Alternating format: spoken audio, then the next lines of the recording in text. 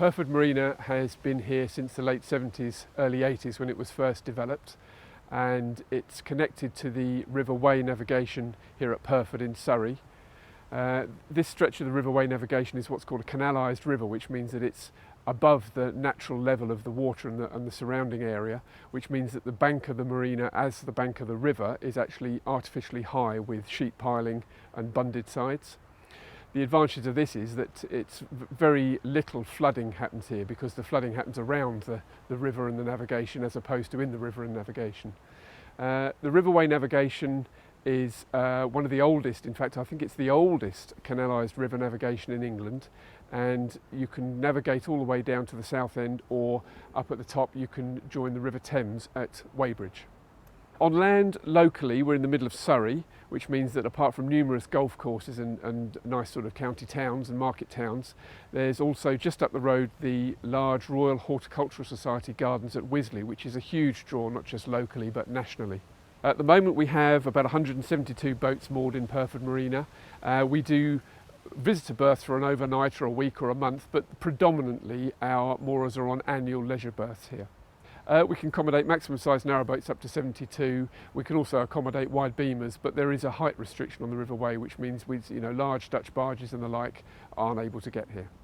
Here at Pyrford Marina we have all the usual marina facilities. We have excellent toilets and showers, ample car parking, water and electricity available to every berth, diesel, pump out, L-sand disposal, full engineering workshops both for steel work and for mechanical work.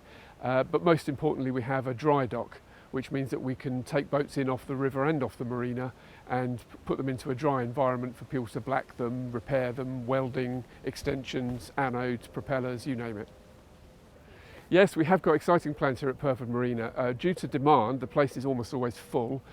We now have planning permission for a small extension to the marina, which we've literally started on yesterday. This will allow a further 38 or so boats to be moored in an extension basin at the other end of the marina. We're currently undertaking a marina extension for Tingdean to extend the existing marina, adding another 36 to 40 berths onto the project, giving them probably about, I think it's 3,500 square metres more waterway and berthing positions. It's slightly different to other marinas because it's sort of an above ground construction really, using the sheet piling method. Most marinas are sort of normally cut into basins rather than formed above ground. Well, initially we'll be relocating the service pontoon and forming the access roadways around the perimeter of the new basin. That'll take us a couple of 3 weeks probably. Then we'll start with the sheet piling works. The sheet piling works will be carried out in a systematic manner in order so that they all interlock and are sealed. That's anticipated to take between 3 and 4 weeks. Then we've got the sort of bulk excavation works to dig out the bottom of the basin, which isn't a lot. There's probably 2,000 cube of earthworks to carry out there. All of the earth that's being excavated will then be used in the bunds around the perimeter of the new basin. That'll be finished off with sort of topsoiling and grass seeding, service installations for the new electricity and water supplies, and that'll basically complete the project sort of just up before Christmas. We're hoping that any disruption will be minimal. Working hours will be kept to normal sort of working hours. We're going to try and get the access roadway in as early as we possibly can to maintain access and egress for all of the existing moorers. Yeah, once the construction's complete, there's a stilling test that we have to do to ensure that the marina basin will hold water, and then it's basically filled over a period of time. There's an abstraction licence that's had to be granted by the Environment Agency in order to do this, and we've got a maximum 28-day period in which to fill the basin.